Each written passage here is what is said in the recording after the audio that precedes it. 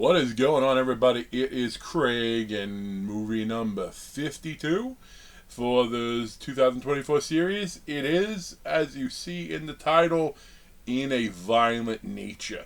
This was one of the ones that was definitely on my list, must see, since I saw the trailer. Like, I don't know if I saw the trailer last year or this year, but whenever I saw it, definitely on the list.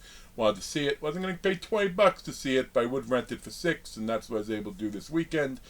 So, In a Violent Nature, the hook behind it is it's for like a Friday the 13th movie from the standpoint of Jason.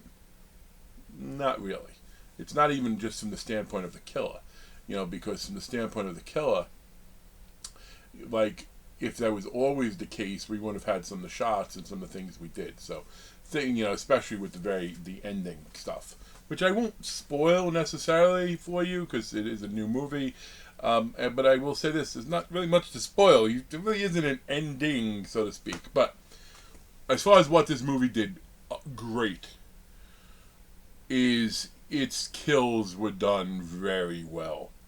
I was worried going into it was going to be, because the way they tried to spin the depravity, I was worried they were going to, do what Terrifier 2 did. Listen, I loved All Hallows Eve. I loved Terrifier, the original one. I liked the 80s throwback Terrifier 2. It was because they were just too excessive with everything. I thought that's what this was going to do. And whereas it definitely had a couple of kills that were excessive, they made sense, and the person actually died as it was being done to them, and it lingered on for hours just for effect. But the kills were done well. The blood, I didn't think the blood looked the greatest, but everything else involving the kill, the apparatuses, the being stabbed, the being beheaded, everything. And the very first kill that we saw, was one of the person killed, but the very first kill that we saw was great, because you saw the person, like, not only essentially had half his head cut off, but then you just see the guy dragging one half, dragging the other, and then using him as he needed to throw things around. So that was cool. So the effects was really well done. But as far as it being this super unique thing, it's not. If you've ever played a video game where you could be from the perspective of the killer, like this looked, in watching some of this, it looks like when you watch people playing Friday the 13th online from the perspective of Jason. Or was it Dead by Daylight, is it? I've actually never played that one. But, same idea. So it wasn't that unique in that regard, but they did film it well, so I give them credit for that. And the acting, there was no issues with any of the acting. I mean, the acting was fine. You had characters behaving as they do in slasher movies. The thing I really did like, though, is the advancement of stuff off screen. Like you saw them taking a picture where he was in the woods, and then later on, after some of their friends are missing, see, I told you there was someone in the picture. It wasn't just a thing, so you didn't see that discovery. You didn't see them finding the bodies. You didn't see, because it was from his standpoint, kind of, for a while, and then till it wasn't. So I wish they didn't switch. I just wish everything stayed that way. By pivoting back, you sort of get an insight into, what might have happened and how it happened. So this is a really tough one for me to score, and I find myself doing that way too much lately when I'm watching a movie. What do I want to give this?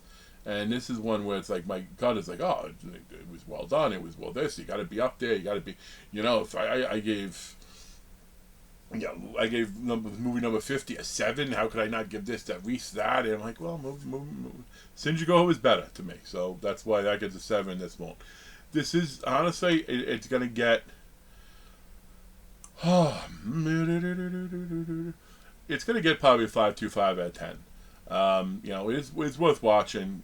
It just, and I wish I could give you more of some of my issues with it, but I don't want to do that because of I don't want to spoil stuff. I will say though, my boy Stephen Barry scared me a little bit because he saw it with his brother, in the movie theater, and there was a scene that was coming up, and it's like, wait, are they really gonna? Is he gonna do what I think? I don't know if I want to watch that. And they did it. There was actually 2 of those in that movie, so I did think it was cool. So the effects and stuff is what keeps it at least over 5 for me.